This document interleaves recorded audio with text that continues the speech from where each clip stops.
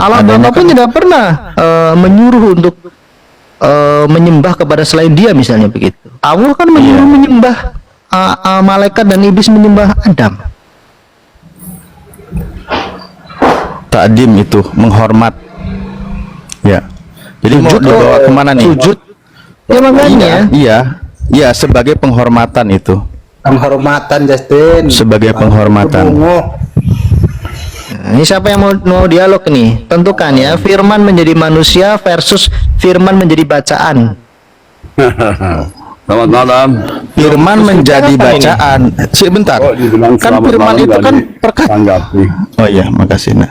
Al-Quran kan bacaan, kara itu kan baca kan? Iya betul, Al-Quran. Ya sudah bacaan kan? Iya, bacaan itu firman Allah.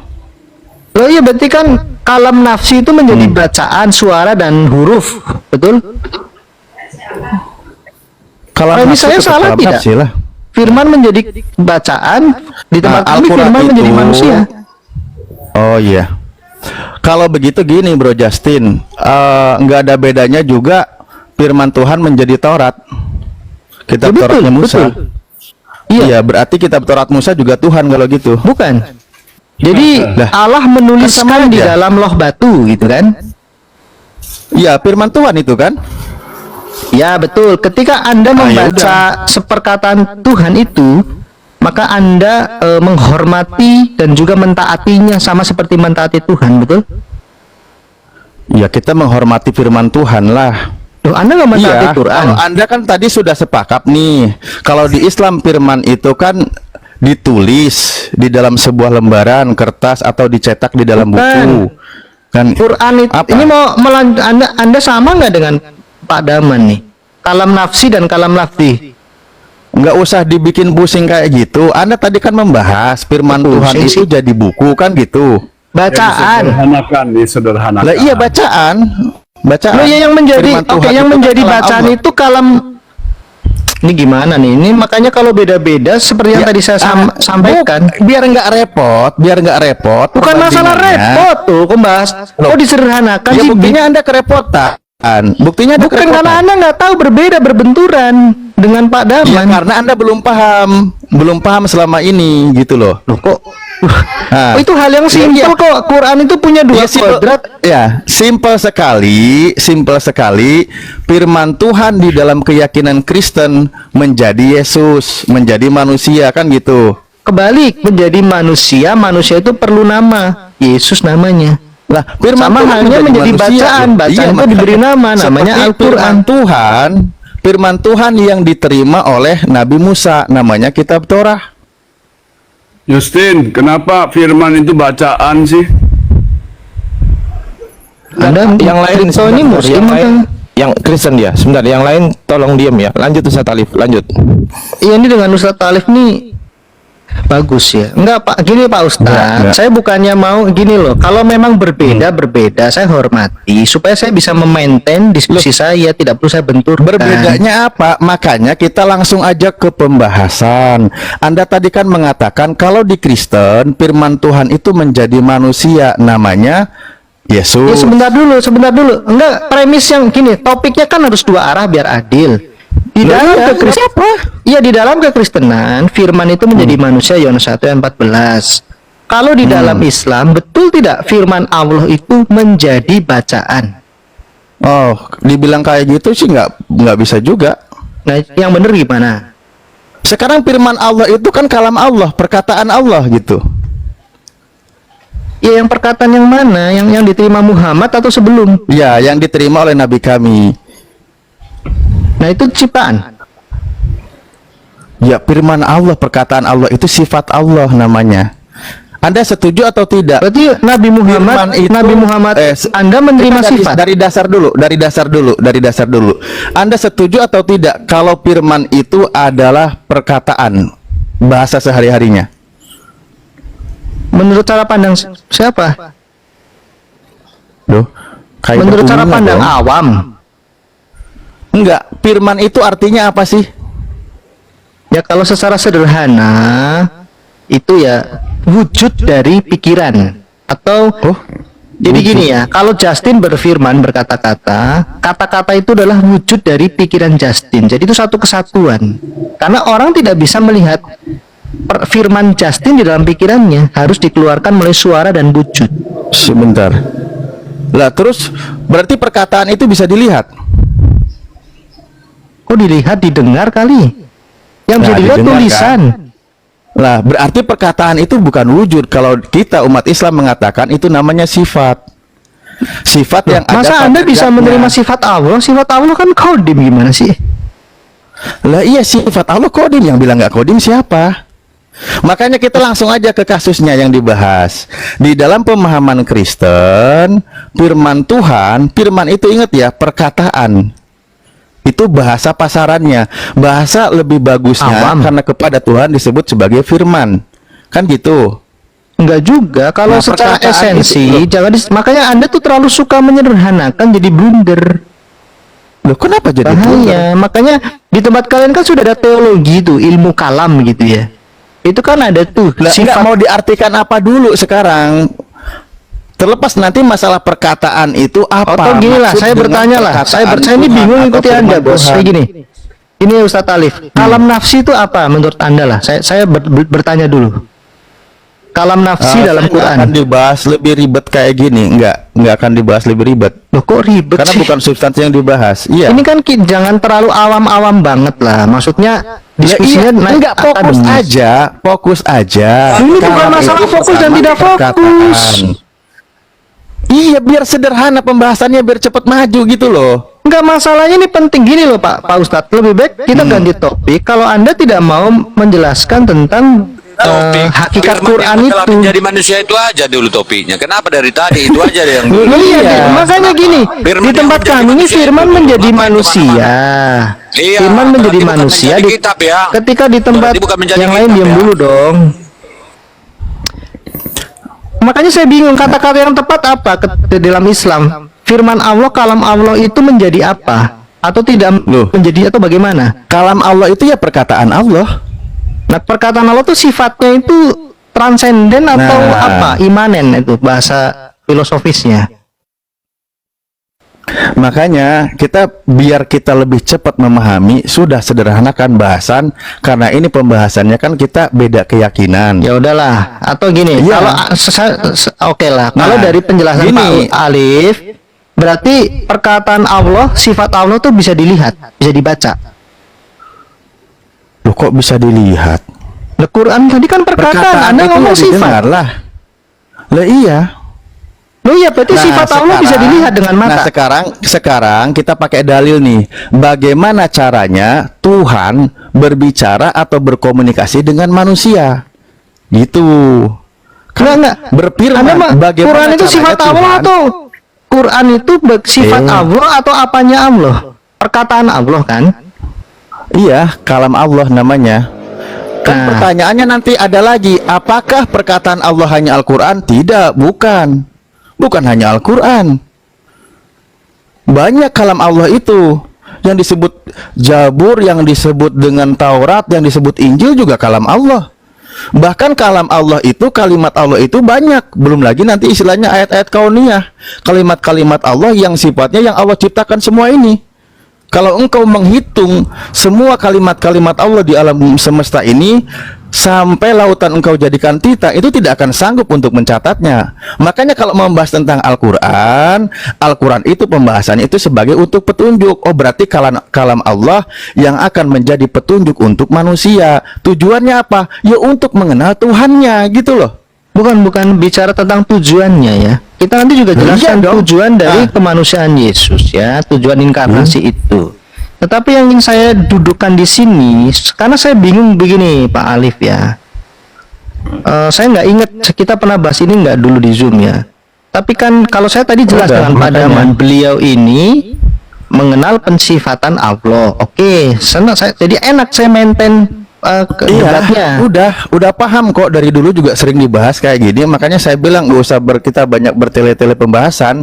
Sekarang tentang bagaimana tentang kalam Allah itu. Nah, bagaimana Allah itu berkomunikasi dengan manusia atau dengan makhluknya, caranya seperti Oke. apa gitu loh. Oke. Yaitu Ya, kalau di tempat saya jawab dulu ya. Oke ya, ini kan suatu Silakan. pertanyaan ya, saya jelaskan.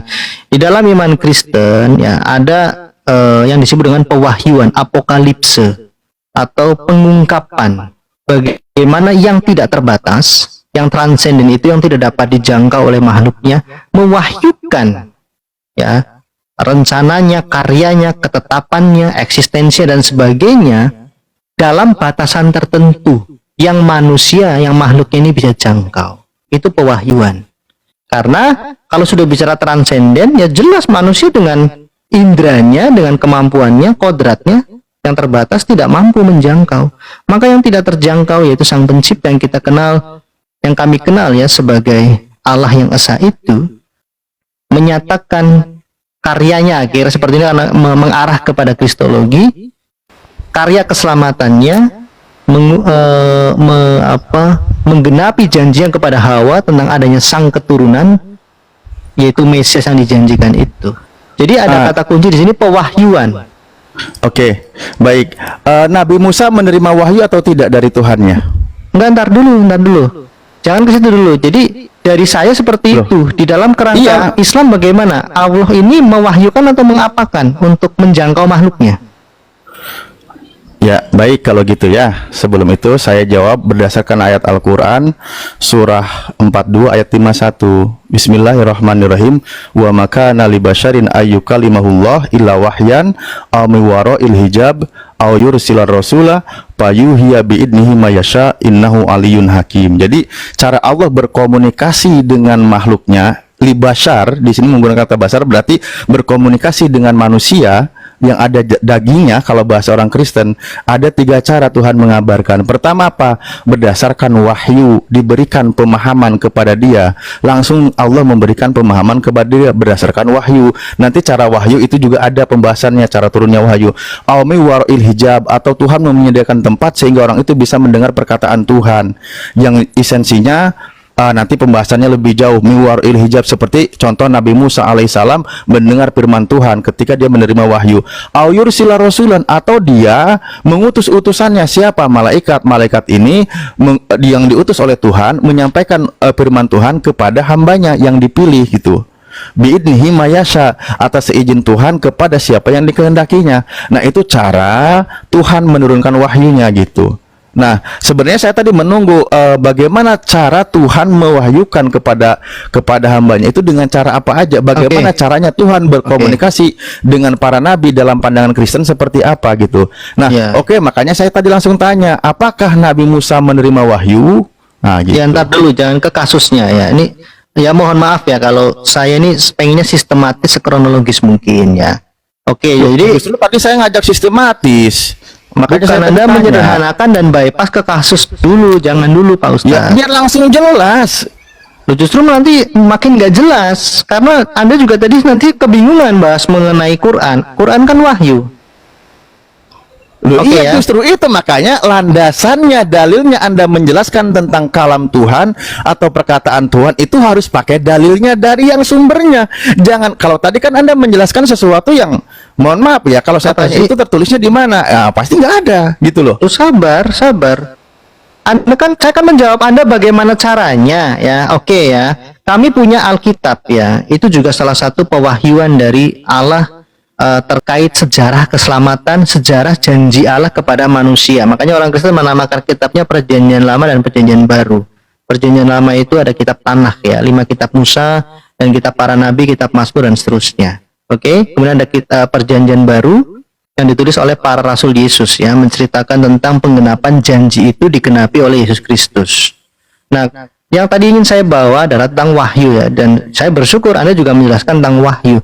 Lalu bagaimana Allah mewahyukan? Kan tadi banyak ya, ada ketetapan, ada karya dan sebagainya. Kita bisa melihat karya Allah dalam penciptaan. Ya, wahyu yang bersifat umum ya, pencipta, ada matahari, bulan, bintang, bumi dan sebagainya. Manusia diciptakan. Kemudian ada wahyu khusus nih, kan kita mengarah ke situ. Nah, di dalam kekristenan, wahyu khusus itu bicara tentang keselamatan. Karena dalam sejarah manusia di kitab Kejadian, ketika Allah menciptakan manusia itu dalam kodrat yang kudus, kodrat tanpa dosa, kodrat itu rusak, termasuk kodrat kepenguasaan Adam ini. Nah, Adam ini harusnya berlaku sebagai lagi bahasannya lu. Loh, Anda kok Ustadz tapi nggak mau sabar ya? Mana-mana, Iya. kemana-mana kamu itu. Sabar lu, ini kan saya ingin ceritakan. Iya nggak jelas. Nah, Ya di kalau dalam- main cerita-ceritaan Ini ya kita roomnya juga gampang menurut saya kok cerita-ceritaan. begini, yang lainnya diam dulu. Ini saya dengan Ustadz Alif kenapa Anda seperti ini ya? Bukan Alif yang saya kenal. Santai aja, nggak usah kesurupan. Bukan, gitu. maksud saya biar kita terfokus. Oh iya, fokus sabar, aja. sabar. Diperkuat itu dengan bobot dalil narasi itu gitu. Loh ya sabar biar ya enak. tentang makanya sabar ya, di Kejadian 3 ayat 15 itu bicara wahyu khusus. Bagaimana Allah ingin menyelamatkan umatnya dari kutuk dosa, supaya kodrat dosa ini bisa dihilangkan dan kembali kepada kodrat ilahi. 2 Petrus 1 ayat 4, Anda catat.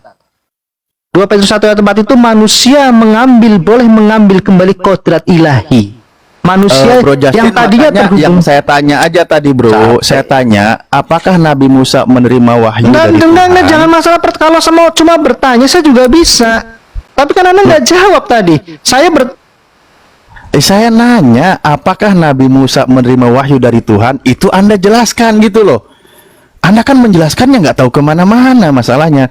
Aku kan sederhana makanya gitu loh, biar kita kawan-kawan juga yang menyimak juga paham apa yang kita bahas gitu loh. Kan itu yang saya tanya tadi, apakah Nabi Musa menerima Kok di wahyu mute? dari Siapa Tuhan? yang nge-mute ya? Saya dari tadi ngomong di mute. Ya makanya kalau ada orang ngomong. Nah, jangan di mute dong. Iya, makanya iya, kalau gini. gitu, Saya kalau dengan gantian Pak Alif ngomongnya. saja, saya bisa mengatur ngomongnya temponya. gantian Ini ngomong. caper Kalau sih satu orang ngomong, sih. Kamu diam. Hadian saya Kok ini. caper. Emang kamu siapa? Pengikutmu berapa caper itu?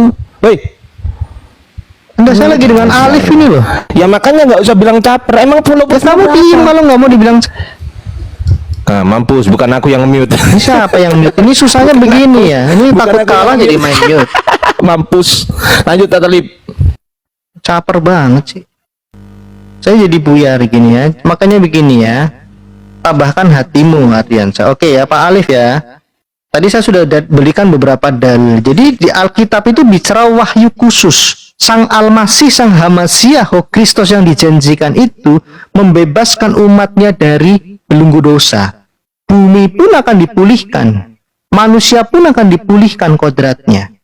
Nah, bagaimana wahyu khusus ini ya diwujudkan? Allah mengutus firman-Nya, bukan menjadikan sesuatu ciptaan untuk menyampaikan maksud dan tujuan dari Allah, tidak. Tapi sang firman Allah ini mengambil kodrat manusia, kodrat tambahan untuk menyampaikan banyak hal yang sudah dirusak oleh Adam, dipulihkan oleh Sang Almasih ini. Silakan tanggapi.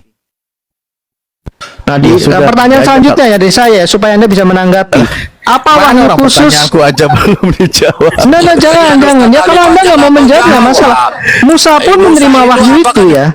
Musa menerima wahyu untuk membebaskan. Ya itu Mute sih. menerima wahyu. Oke ya, itu. saya bahas Musa, jangan di mute ya. Musa Ya pun udah, menerima wahyu dari Allah ya, dari Elohim. Oke, untuk membebaskan bangsa Israel dari perbudakan di tanah Mesir. Musa ini tipologi dari Kristus, makanya dia disebut Mesias juga. Dia membawa bangsanya keluar dari tanah perbudakan. Nah, di dalam perjalanannya saya kalau- ceritakan banyak wahyu-wahyu yang diterima Ya, kalau oleh Musa. Nabi Musa menerima wahyu, kalau Yesus menerima wahyu atau tidak? Loh, sabar, gantian bertanya. Saya jawab Musa ya. Nah, Jadi ini jangan poinnya. langsung Enggak langsung tancap Enggak gas. apa-apa. Ya nggak apa-apa. Enggak, Ini kan enggak dua tancap arah. gas. Pertanyaan Karena sudah saya. sepakat Nanti saya tuh. akan jelaskan tentang Nabi Yesus. Musa- Iya, saya akan jelaskan tentang Yesus. Pertanyaan saya. Loh. Loh, kok loh sih? Anda siap menerima pertanyaan tidak? Ya nggak apa-apa bertanya kok Ya bebas. oke. Oke, pertanyaan makanya Anda. dari Sekarang tadi- saya dari gantian tadi bertanya. coba Saya kalau sudah dijawab saya to sudah jawab point. tentang Musa. Sekarang saya bertanya ke Ustadz Alif ya. Apa yang Muhammad terima? Wahyu apa? Silakan. Oh, Al-Qur'an.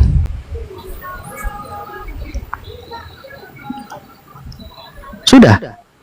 Udah. Untuk apa ukuran diturunkan? Cepat jelas Pak, Ya. jangan terlalu singkat Pak. Kalau kan tadi kan saya jelas Loh. Musa menerima wahyu, saya jelaskan tuh. Jelas. Oke, selanjutnya pakai dalil. Untuk apa Nabi Muhammad menerima Al-Qur'an? Al-Quran yang menjawab, saya bukan asumsi saya. Ayat berikutnya dikatakan wa kadzalika auhayna ilaika ruham min amrina ma kunta tadrimal kitab walal iman walakin ja'alnahu nuron nahdi bihi man nasya'u min ibadik wa innaka latahdi ila siratim mustaqim. Intinya adalah demikianlah ya, saya pakai terjemah aja lah, jangan pakai asumsi saya. Demikianlah kami mewahyukan kepada engkau wahai Muhammad, yaitu Al-Quran atas perintah kami atau dengan perintah kami. Sebelumnya kamu tidak mengetahui apakah itu Al-Quran, apakah itu tentang iman, tetapi kami menjadikan Al-Quran itu sebagai cahaya, dan kami memberi petunjuk dengan Al-Quran ini siapa yang kami kehendaki di antara hamba-hamba kami, dan sesungguhnya kamu benar-benar memberi petunjuk kepada jalan yang lurus. Nah, itu tujuannya, fungsinya diturunkannya Al-Quran. Oke, silakan ya, pertanyaan Anda berikutnya. Nah, pertanyaan saya itu gini aja Bang, maksudnya kan Yesus. Nah, Yesus ini apakah menerima wahyu juga dari Tuhan? Tadi kan ingat ya bahwa wahyu itu adalah firman Tuhan. Tuhan berfirman kepada nabinya berdasarkan dengan cara wahyu atau memberikan wahyu seperti penjelasan Anda. Maka pertanyaan saya adalah apakah Yesus itu menerima firman dari Tuhan dalam artian menerima wahyu dari Tuhan? Nah, silakan. Iya, iya. Jadi kemanusiaan yang diambil oleh sang firman ini ya, karena logos ini bukan hanya bicara perkataan. Kalau di dalam pemahaman yang kami pahami dari Alkitab ya, logos ini bicara tentang imanensi dari Allah, karena Allah itu transenden. Jadi yang imanen itu adalah firman-Nya. Firman bukan sekedar perkataan, tetapi berisi pikiran, kira-kira seperti itu ya. Meskipun pikiran Allah jelas tidak sama dengan pikiran manusia. Nah, dalam diri Kristus pada hakikatnya itu adalah pribadi dari sang firman yang ilahi itu. Nah, kodrat kemanusiaan yang diambil oleh sang firman memiliki tubuh, jiwa, dan roh manusia. Jadi berlaku seperti manusia. Makanya di Ibrani 2 ayat 14 sampai 18, dalam segala hal Yesus disamakan dengan saudara-saudaranya. Perbedaannya apa? Di Ibrani 4 ayat 15, dia tidak berbuat dosa, dia tidak punya dosa. Ya, bahkan Rasul Petrus mengatakan anak domba Allah yang tak bercacat celah. Nah, di Roma 1 ayat 3, sang Mesias yang dijanjikan itu haruslah keturunan Daud secara daging, spermatos atau benih. Nah, lalu pertanyaan Anda kan tadi, apakah Yesus menerima wahyu? Iya. Kalau Anda baca di Yohanes 5, 8, 12, dan seterusnya, Yesus mengatakan, aku tidak berkata-kata dari diriku sendiri. Bahkan Yesus mengatakan, aku berkata tentang apa yang Bapa ajarkan kepadaku. Ini Yesus sedang melakukan tugas kenabiannya.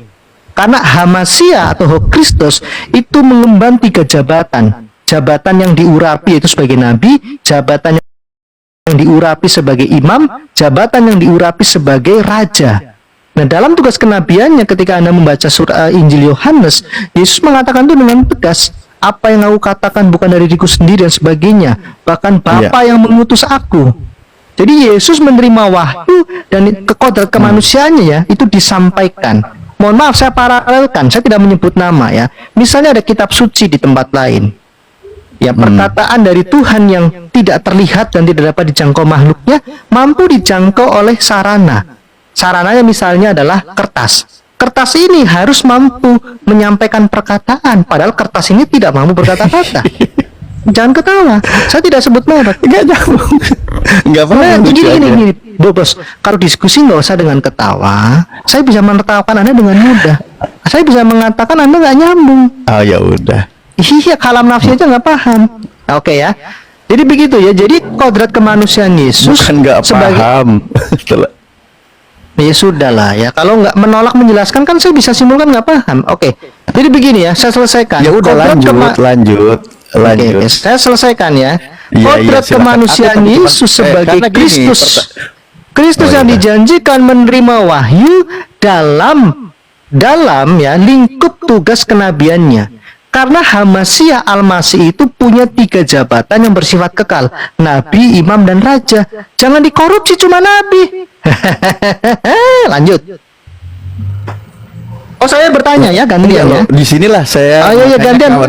Kawan Kristen ini. Sebentar, gantian saya bertanya. Biar adil.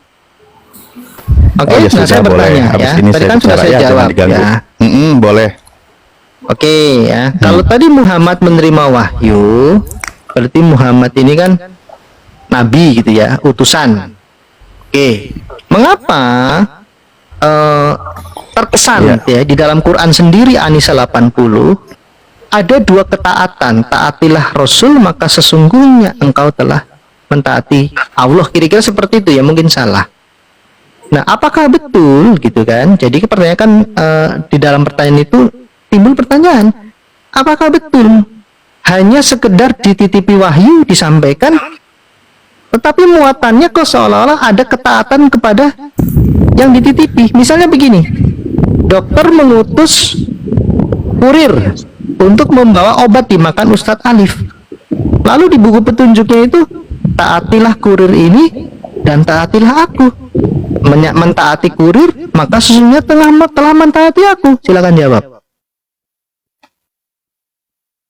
Oke, terima kasih. Ya.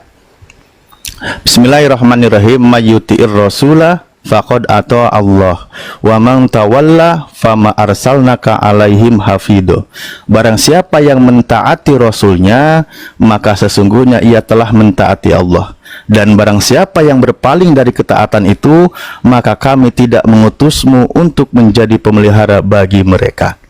Nah, barang siapa yang taat kepada Rasulnya, berarti dia taat kepada Allah. Nah, sekarang Rasul kami mengajarkan apa? Mengajarkan sesuai dengan yang diperintahkan oleh Allah. Pamangkana yarju liqa rabbih falyamal amalan sholiha wala nusyrik bi ibadati rabbiha. Wa nusyrik bi ibadati rabbihi ahada. Kalau engkau ingin berjumpa dengan Tuhanmu, maka lakukanlah amal kebaikan dan jangan pernah engkau menyekutukan Tuhanmu. Nah, Nabi kami mengajarkan, memerintahkan kepada umatnya untuk tidak menyekutukan Tuhan. Loh, taati nggak? Taati. Kalau mentaati Nabi kami yang mengajarkan itu berdasarkan firman Tuhan, berarti kami mentaati Allah. Kenapa dikatakan mentaati Allah? Karena Allah sendiri melarang menyekutukannya gitu. Wala taj'alu lillahi andada, di surah Al-Baqarah ayat 21 dikatakan, janganlah engkau jadikan sekutu bagi Allah. Nah, itulah maksudnya mentaati Rasul sama saja mentaati Allah.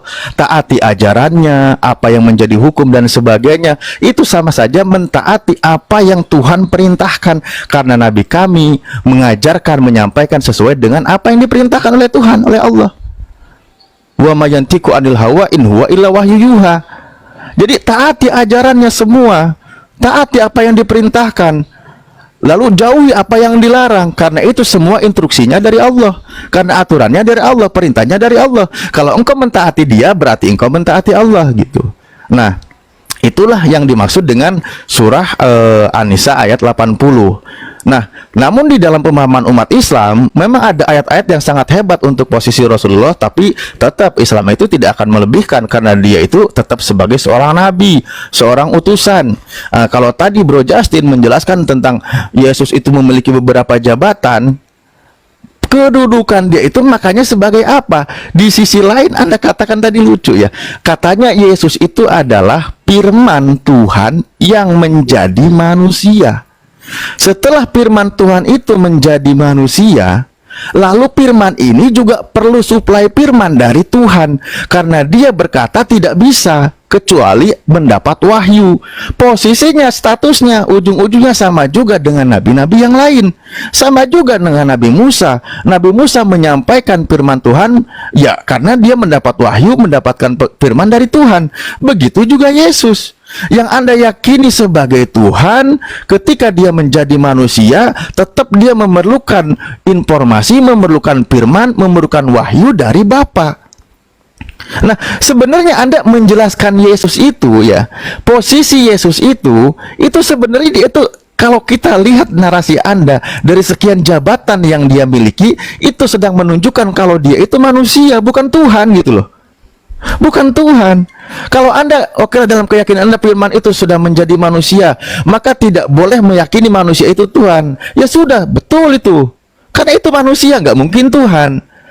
Nah, lalu sekarang Anda Kristen tapi tiba-tiba tadi menjelaskan kami menyembah Yesus begini dan begini. Lah, ujung-ujungnya dituhankan lagi. Tapi kan dia udah tahu kalau dia itu manusia. Nah, ini nggak konsistennya. Ketika tadi ambil perbandingan, kalau di Kristen Tuhan itu firman itu menjadi manusia, kalau di Islam dikatakan ya berdasarkan narasinya firman itu dicatat dalam buku menjadi buku. Nah, sebenarnya kalau Anda katakan paralel ke situ, itu nggak bedanya dengan firman Tuhan yang diterima oleh Musa lalu dicatat menjadi kitab. Ya kalau begitu berarti Tuhan Anda juga pernah turun sebelumnya, pernah jadi kitab Torah. Kitab Torah itu juga Tuhan Anda. Karena itu perkataan Tuhan Anda gitu loh. Gitu ya. Silakan. Oh, sebentar, saya izin menyapa dulu. Assalamualaikum Bu Nuripa dan yang lain. Assalamualaikum Ustaz Alif, assalamualaikum Nirifa. Ya. Warahmatullahi wabarakatuh. Lanjut Ustaz. Lanjut Ustaz Alif. Tapi Justin tadi nanti udah janji ke saya. Ustaz. Silakan Pak Alif pertanyaannya. Tadi nggak boleh kabur karena ini kita mau bahas. Atau saya langsung manuskrip tanggapi nanti, Pak Ustaz. Alif. Pak Alif. Ya Ustaz Alif ya, jangan boleh kabur. Silakan Pak Alif pertanyaannya. Makanya aku pelan-pelan Ahi. Salam, Ardiansah, salam. Ya Salon. Oke, gini sebelum ini ya, Bro Justin. Makanya Yesus itu kan dia menjelaskan dengan tegas ya, seperti yang tadi Anda masih perlu waktu untuk ini atau saya langsung tanggapi? Saya beri kesempatan Anda bertanya. Ya ini makanya saya mau bicara. Ya silakan. Sebelum bertanya, nah, iya dengan tegas kan Yesus mengatakan, sebab aku berkata-kata bukan dari diriku sendiri, tetapi Bapa yang mengutus aku, dialah yang memerintahkan aku untuk mengatakan apa yang harus aku katakan dan aku sampaikan. Dan aku tahu bahwa perintahnya itu adalah hidup yang kekal. Jadi apa yang aku katakan, aku menyampaikannya sebagaimana yang difirmankan oleh Bapa kepadaku. Sangat jelas memang di sini posisi Yesus itu menerima firman dari Tuhan. Kalau Anda katakan Yesus itu sebagai kecerdasan Tuhan, sebagai firman Tuhan, sebagai pikiran Tuhan, toh buktinya dia masih memerlukan firman dari Bapa, dari Tuhan. Maka pertanyaannya, yang Tuhan yang sesungguhnya yang mana? Bapa yang berfirman kepada Yesus atau Yesus yang menerima firman dari Bapa? Silakan. Ya, pertanyaan ini sudah saya tebak ya, karena mohon maaf ya, menurut saya Anda ada yang terlewat menjelaskan tentang kalam nafsi tadi, makanya saya tidak heran Anda bertanya seperti ini. Ya, padahal yang namanya pewahyuan itu jelas ya, ada sifat salbiah gitu kira-kira ya. Dalam satu agama tertentu mengatakan seperti itu, sifat salbiah, sifat yang dapat dijangkau oleh makhluknya. Ada sifat apa? Nafsiyah misalnya, yang tidak dapat dijangkau oleh makhluknya. Nggak pas. Yang oke lah, saya kan nggak bilang merek ya. Nah makanya di sini kan berbeda lagi. Oke, jadi satu keniscayaan bahwa pewahyuan itu membutuhkan satu sarana, karena manusia membutuhkan itu, tidak mampu menjangkau yang transenden itu. Logos itu tadi sudah saya jelaskan, berbeda dengan logos manusia, logika atau pengetahuan Allah. Kan di tempat kalian juga ada tuh sifat maha tahu, sifat tahu atau basar atau apa ya, saya lupa. Nah, tidak dapat dijelaskan dengan pemahaman manusia. Manusia membutuhkan sarana tertentu. Nah, dan ingat ya, firman menjadi manusia itu bukan untuk mengatakan, "Hei, akulah Allah, akulah firman." Enggak. Firman itu bicara tentang janji Allah. Makanya Kristus dikatakan di surat Roma juga, ya di atas segala janji. Itu wahyu. Nah, nubuatan Nabi Daniel ya, saya nggak tahu di Islam itu ada nggak Nabi Daniel ya, bahwa Mesias yang dijanjikan itu adalah bersifat ilahi dan bersifat manusia. Mengapa harus bersifat ilahi? Karena seluruh manusia di Roma 5 dikatakan manusia sudah rusak. Maka Rasul Paulus menjelaskan bahwa Yesus adalah Adam yang terakhir, yang memutus rangkaian kerusakan Adam. Haruslah ada Adam yang tanpa dosa. Yesus tidak mewarisi kodrat sifat keberdosaan Adam, karena Adam itu mewariskan kerusakan sifat. Nah, Yesus mewarisi kedagingan dari Adam. Roma 1 ayat 3, Mesias diturunkan dalam daging sebagai keturunan Daud. Nah, kembali ke pertanyaan Anda ya, Yesus menerima wahyu tadi sudah saya jelaskan. Kodrat kemanusiaannya ini berlaku sebagai Mesias. Permasalahannya dunia Islam sampai saat ini saya belum mampu, saya anggap, mohon maaf ya, belum mampu menjelaskan karena berbeda-beda. Tadi dikatakan oleh Ustadz Daman menghapus apa? Mesias itu apa? Karena Mesias atau Al-Masih, Hamasia itu mengemban 3 jabatan, Nabi, Imam, dan Raja. Tapi kenapa dikorupsi hanya sebagai Nabi? Nah, disinilah kegagalan yang mengatakan Mesias itu hanyalah Nabi. Padahal Mesias itu haruslah menjadi imam, pembawa, pengantara atau syafaat. Makanya di surat Ibrani, Yesus itu saat ini ada di surga, dia menjadi imam besar agung. Anda baca di Roma 5, 8, 9, dan 10, Ibrani 5 sampai 10. Dia pengantara manusia kepada Allah, karena itu fungsi imam. Ya, 1 Timotius 2 ayat 5, kemanusiaan Yesus menjadi kepengantaraan. Seluruh umat manusia yang ingin diselamatkan haruslah menyatu di dalam kemanusiaan Yesus, Yohanes 17 ayat 21 sampai 24, sehingga manusia boleh kembali kepada Bapa, kemuliaan Allah Bapa. Maka dari itu penyembahan kepada Raja Mesias, Filipi 2 ayat 6 sampai 11, seluruhnya bagi kemuliaan Allah Bapa. Ketuhanan Yesus dalam kemanusiaannya, karena Tuhan itu juga berarti Tuhan. Ketuhanan Yesus dalam kekristusannya, seluruhnya bagi kemuliaan Allah Bapa. Itu namanya tauhid kepenguasaan. Keesaan kepenguasaan, ketuhanan Yesus diserah kuasakan kepenguasaan Allah Bapa. Karena Yesus adalah Adam yang kedua, Adam yang terakhir yang memulihkan kepenguasaan Adam sebagai penguasa bumi. Dan di sini teman-teman Muslim, saya bisa memaklumi kalau Anda itu tidak bisa memahami, karena di tempat kalian Al-Masih itu adalah Nabi. Memang kemana-mana penjelasannya. Jadi jangan ketawa. Jangan ketawa. Ya, Kalau disuruh ulangi belum tentu bisa. Oke ya, saya selesaikan.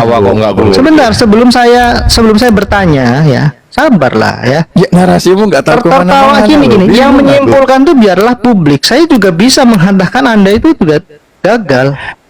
Oke ya, saya lanjutkan ya. Yang dipotong dulu ya. Seperti saya tidak potong tadi ya.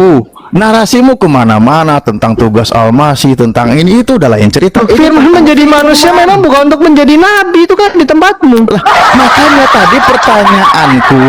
Ya makanya saya menjawab dari sisi Kristen. Pertanyaanmu itu saya berterima kasih sehingga Injil Yesus menerima diberitakan. firman. Yesus menerima firman nggak? Yesus menerima firman atau tidak?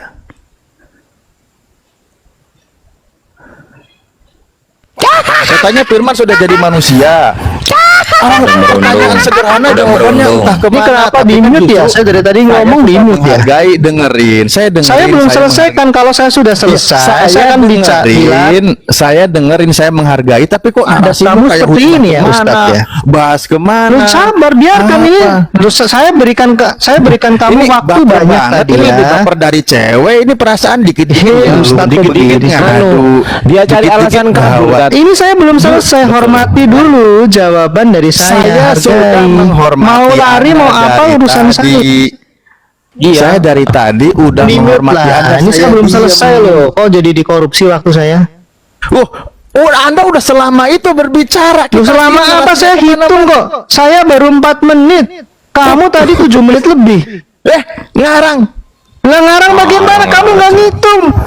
Lah, mana buktinya Anda ngitung? Mana tadi saya 7 menit? Tadi kamu sudah 5 menit. Buktikan. Mana tadinya? Buktikan. Tadi Mana? saya Nggak kasih sampai 7 tadi. menit mana? Ya buktikan. Tadi 5 menit sudah saya kasih. Kamu minta nambah. Enggak, buktikan open cam. Aku buka kameramu. Coba buktikan. Mana buktikan Ustaz Alif 7 menit. Buktikan. Aku udah Open buka kan kamu di kameramu. depan gedung putih kan? Aku udah buka kameramu. Buka kameramu. Yang Silakan. kafir ya biar ditangkap. Ayo cepetan. Mana? Kameramu mana? Aduh ini mah Kameramu mana? Udah aku suruh open cam. sudah kebanding debatnya begini. Santai, Bu. Kok di mute sih? Loh, mana open cam aja? Ustadz Di mute. Alif, Oh. kamu bilang 7 menit. Murid siapa Buktikan. tukang ancem tuh? Ya buktikan. Ya murid Buktikan. siapa? Oh, caper. Buktikan 7 menit. Caper. Ustadz Alif, dia takut. Lanjut aja, Saya sedang lanjut, khotbah. Lanjut. Dia Saya takut sedang menguji sama diri saya. ya. Ya, kalau mau ya? main narasi, Liv, memang gini, Alif, mau kalau main udah ke- narasi, oke lah silakan. Liv, Anda kalau udah hebat kebanding bernarasi. begini. Tapi ini bukan tentang sebuah narasi, ini tentang sebuah dalil gitu. Nah, Ali waktu saya belum selesai. Padahal. Lanjut. Enggak, Kalau tadi enggak ini aja gini ya, Ustadz Alif, belum. izin ya, Siap. izin. Oke, Ustadz terima Alif- kasih ya. Saya Ustadz Alif di framing Pamit 7 menit. dulu. Buktikan. Ada. Ya kabur. Manuskripnya saya naik belum. lagi ya. Manuskripnya belum, jangan kabur. Saya bukan kabur ya, jadi jijik. kabur. Dasar. Terima kasih ya Pak Kabur, Daman, terima kasih katanya Pak berani. Alif. Katanya Justin. berani. Ada Uniriva, terima kasih. Bro, katanya berani Justin, bahas Justin. manuskrip. Terima kasih Uniriva. Bro, katanya berani bahas manuskrip bro. Yang aduh pengecut ya. Pengecut. Saya udah nungguin dari tadi kirain berani. Kali. Kirain berani. Hai. Kirain berani. Ye kabur. Dasar pemakan Ini ya. babi. Mereka kuat. Aku kan udah berusaha menghargai dia, udah tak tungguin lama loh. Aku diem lama walaupun narasinya ini kemana, pertanyaanku sederhana nggak nyentuh. Ya kalau nggak dipotong gini, ya maksudnya kan kita memberikan sebuah isyarat biar dia berhenti loh, udah nggak langsung main ngekat gitu loh. Malah dia bilang ngekat, framing saya apa tadi, saya bicara 7 menit nggak nyampe segitu. Orang saya bicara pun cuman bawa dalil, bukan membawa narasi liar. Ya saya gini Sembarangan. Ustaz, kalau dia berani berbicara Ustadz Alif lebih dari 7 menit, maka buktikan bahwasanya Ustadz Alif memang lebih dari 7 menit, kan gitu Ustadz. Nah itu dia, itu yang saya tanya. Bukan aja Ustadz kalau Alif, memang saya mau nyampe nanya, 7 Ustadz. menit. Ustadz Kalau Alif, saya cuma sebentar saya mau kok. nanya. Ya. Saya mau nanya Ustadz Alif, sejak kapan sifat salbiah adalah sifat yang dapat dijangkau oleh manusia? Nah itu Gimana dia, Ustadz makanya Alif? saya bilang tadi, kau udahlah, saya ketawain aja tadi. Aduh, nafsiyah, salabiyah, ma'ani, ma'nawiyah itu apa artinya dulu, tahu dulu artinya lah. Makanya jangan sok nyinggung-nyinggung tuh kalau nggak paham gitu loh. Makanya saya bilang tadi, mohon maaf ya, saya bukan nggak mau kalam nafsi, kalam lafdi, bukan nggak mau sampai ke situ ngebahas, bukan. Masalahnya cuma tahu kulit langsung disimpulkan, kita jelaskan pun salah paham nanti. Mendingan langsung ke topik aja gitu, ke fokus aja gitu loh. Itu maksud saya. Kenapa? Karena memang juga ini udah pernah juga dulu sering dibahas beberapa pendeta yang STT yang apa tentang tema seperti ini. Ujung-ujungnya mereka, kalian itu di QS ini tahu artinya kagak, tahu kalimatnya enggak, cuman asal dari pelajaran dia menyimpulkan, pusing juga lah. Langsung aja ke ayat gitu loh. Kalau langsung ke ayat kan kita simpel, oh begini. Ini narasi kemana-mana pendapat orang-orang yang dibawa, pernyataan Yesusnya yang dilewat.